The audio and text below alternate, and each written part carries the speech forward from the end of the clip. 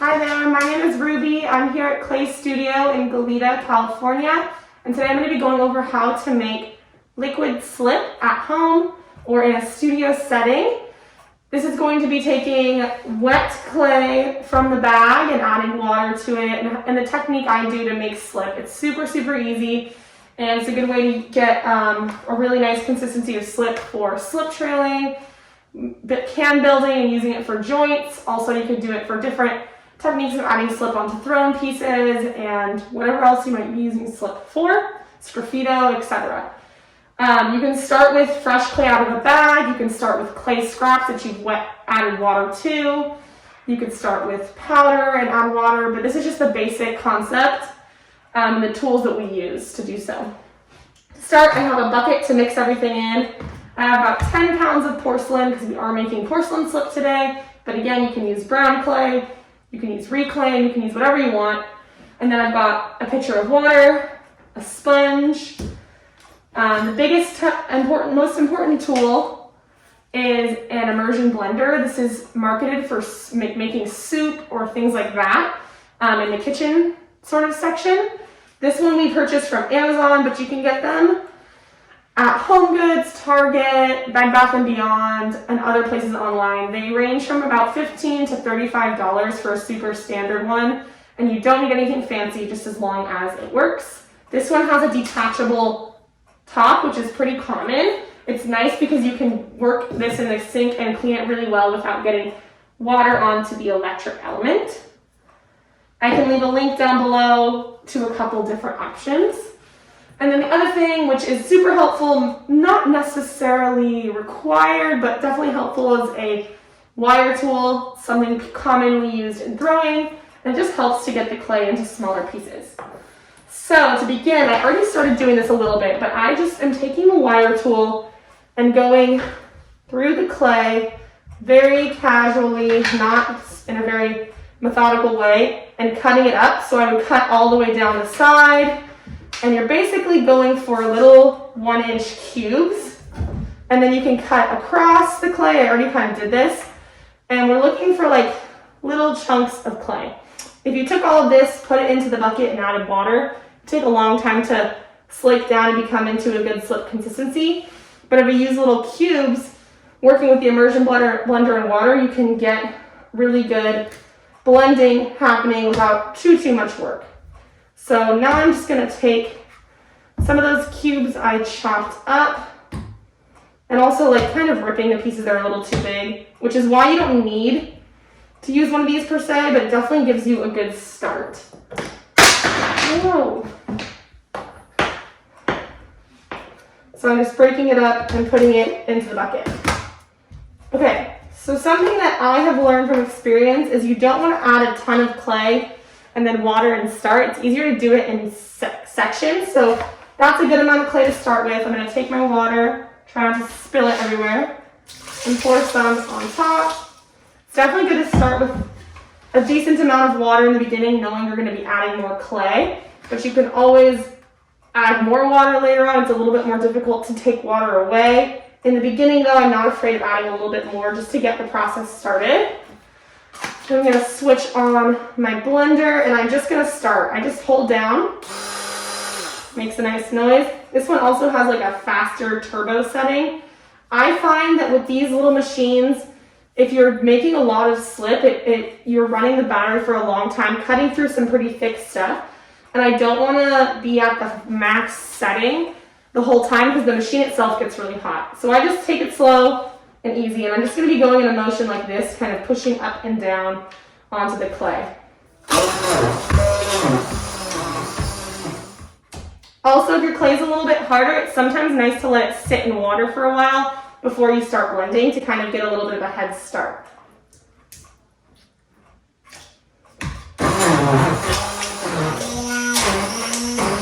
So I've been blending for a little bit. It's always a pretty slow start, but just slowly taking the time to pull the thick chunks when they get clogged up in the blade and reincorporating them.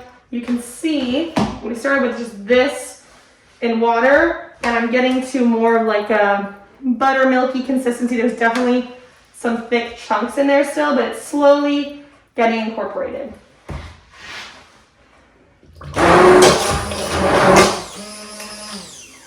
So I've got almost all of the big chunks out of this first batch, and now I'm going to add some more water and some more clay.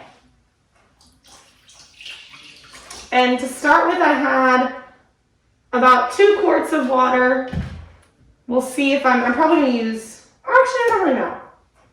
Maybe that's enough for the whole thing, maybe it's too much, I don't know.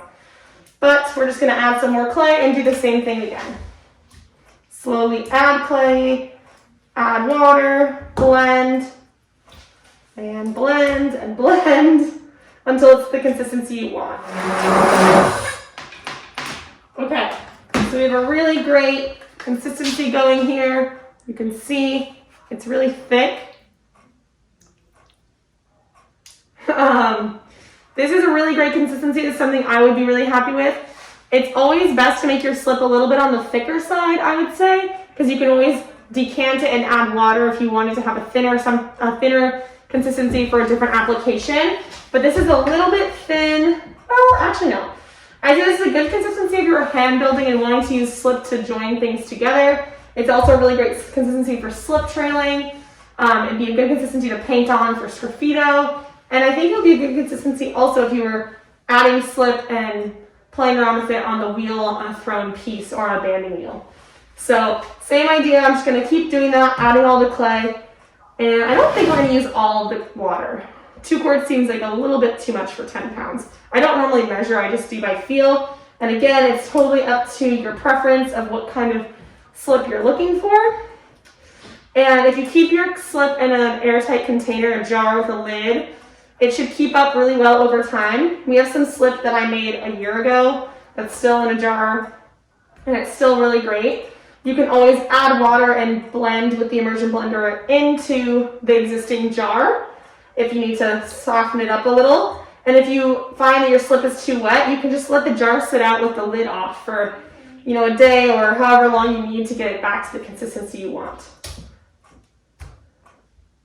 And something else I didn't mention is make sure that your immersion blender is a dedicated ceramic blender. You don't want to take the one out of your kitchen, use it for ceramics, and then go back to the kitchen. Just not a good idea to contaminate anything you'd be using with food. So definitely have a ceramics dedicated blender. Add a little more water.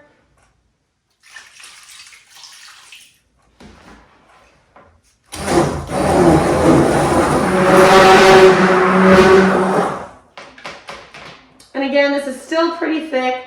You could definitely thin this out if you wanted to, but I'm going to leave it thicker for what I want to do with it.